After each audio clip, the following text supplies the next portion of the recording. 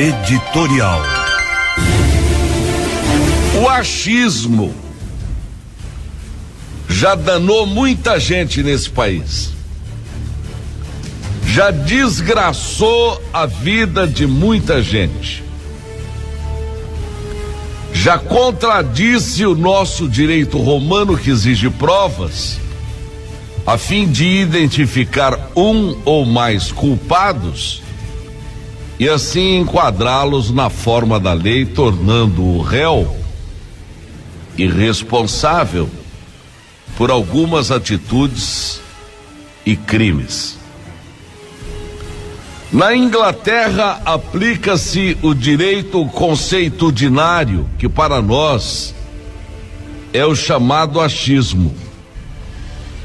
Esse direito se torna bastante frágil diante dos nossos costumes, na busca da verdade que exige o direito romano. Aqui no Brasil, já um tanto desfigurado devido às leis que cada vez mais contradizem a sociedade, porque há coisas que não compreendemos como acontecem e que, no nosso conceito, deveriam ser contrárias daquilo que está sendo aplicado. Ontem as notícias eram de que o tal de Alexandre Nardoni e a Suzane von Richthofen ganharam a famosa saidinha para comemorar o Dia dos Pais. Vejam que contradição. De um lado, o pai que deixou a madrasta de sua filha do primeiro casamento espancar e jogar a criança pela janela do apartamento. Do outro, a filha que deixou o namorado matar os pais. Aliás, ela estava na casa enquanto seu namorado e o irmão dele trucidavam os pais dela. Ela ouvia música bem alta para não ouvir os gritos de socorro do casal de velhos que lhe deram a vida. O que um Nardoni e uma Suzane von Richthofen vão fazer nas ruas ninguém sabe, mas presume-se que o dia que é de alegria para muitos, pelo menos para esses dois, não poderia ser senão um dia de muita tristeza, se é que eles têm consciência da gravidade daquilo que fizeram. Do ponto de vista social, não deveriam ter direito à liberdade, mas a lei de progressão de regime não prevê isso e solta nas ruas esses e outros delinquentes que trucidaram pai, mãe, filhos, etc. É a lei, é a nossa lei. Eles se enquadram na tal de progressão de regime por bom comportamento e tempo de prisão. Achamos isso um absurdo, mas volto a dizer aos senhores, é a lei. Nardoni e Suzana não deveriam ter direito à saidinha, podem estar certos, mas a lei diz o contrário daquilo que pensamos. Portanto, eles ganharam um direito e a saidinha não é um favor algum prestado a eles, não sendo nada mais que um bônus pelo bom comportamento na prisão, sem levar em conta o que fizeram vivendo em sociedade. Entenda como isso funciona. Se disser que você cometeu crime e que deve ser condenado, primeiro tem que haver provas. Se não provar, você é inocente até que se prove o contrário.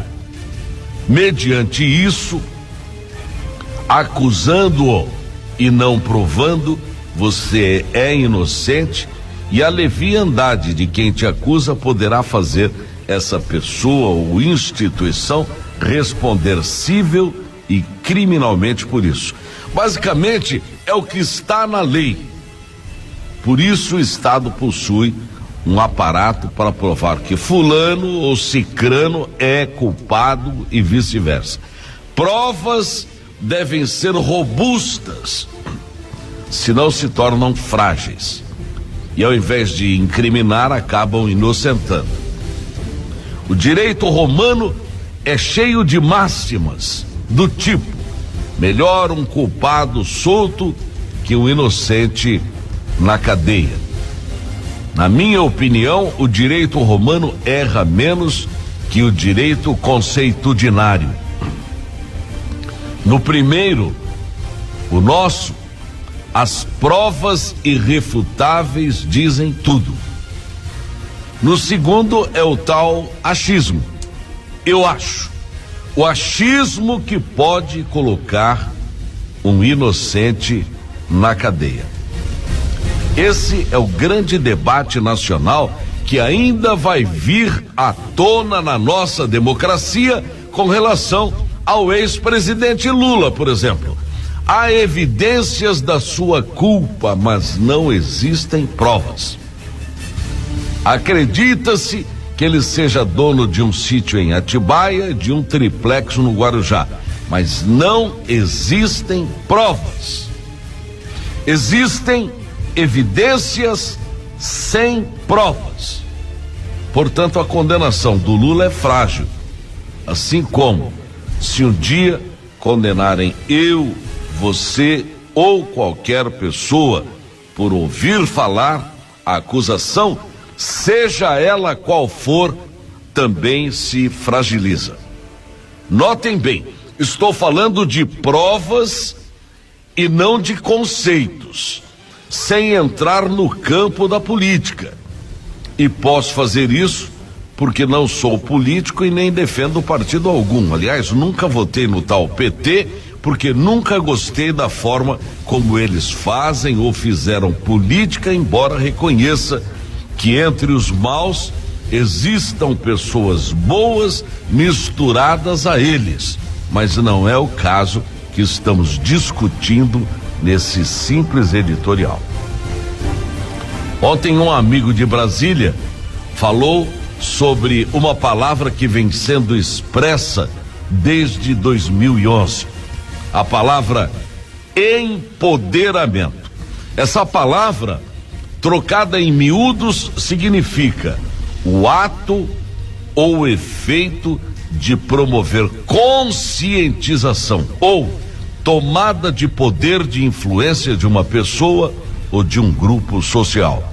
O empoderamento está vitimando hoje, na atualidade, o coordenador da Lava Jato, Deltan Dallagnol, que aparentemente se perdeu no limite do exercício do poder. Na época das acusações contra o ex-presidente Lula, os procuradores da República disseram: não temos prova, temos convicção, mas não provas. A convicção apontava Lula como réu, como comandante de um esquema corrupto e criminoso, mas os procuradores da época diziam não existir uma prova cabal sobre a verdadeira propriedade do apartamento no Guarujá. O que existia era a convicção de que o imóvel teria sido usado para ocultar o pagamento de propina. Partindo-se da tese jurídica de que ninguém pode ser acusado por convicção, porque denúncias exigem provas contundentes, robustas e fundamentadas, provas reais. Dallagnol se perdeu mexendo com o ex-presidente que estava preso e tecnicamente indefeso. Ia se confirmar as denúncias que Dallagnol teria tentado investigar com o mesmo procedimento vários ministros do STF. Ele mexeu então com gente graúda e agora investigam se ele foi ou não além dos seus limites, assim como procedeu com o Lula. Desde quinta-feira, os ministros estão buscando uma razão técnica para promover o afastamento de Dallagnol das suas funções até que essas situações sejam esclarecidas, aonde o procurador poderá, E aí entra o conceito: ter fugido às suas prerrogativas. A procuradora Raquel Dodge está pressionada a tomar uma decisão sobre o caso, mas ela não quer se indispor contra o Ministério Público Federal, e há informações de que ela estaria disposta a passar a tarefa para a corte, ou seja, Dallagnol estaria sentando de graça no colo dos ministros Marco Aurélio, Gilmar Mendes, Ricardo Lewandowski e outros que já fizeram manifestações contrárias ao procedimento de Dallagnol, que começam por declarações, entrevistas e chegam a incitadas postagens nas redes sociais.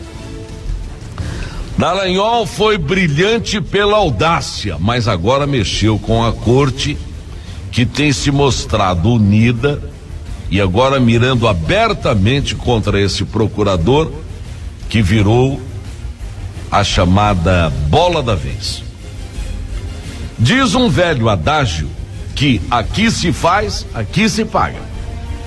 Outro ditado: quem planta vento, colhe tempestades.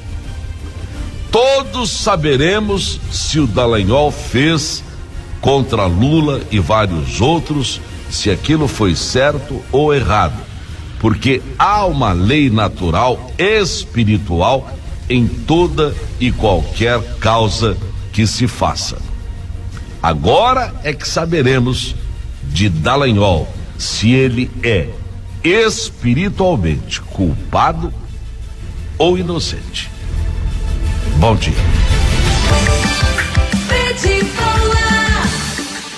E o melhor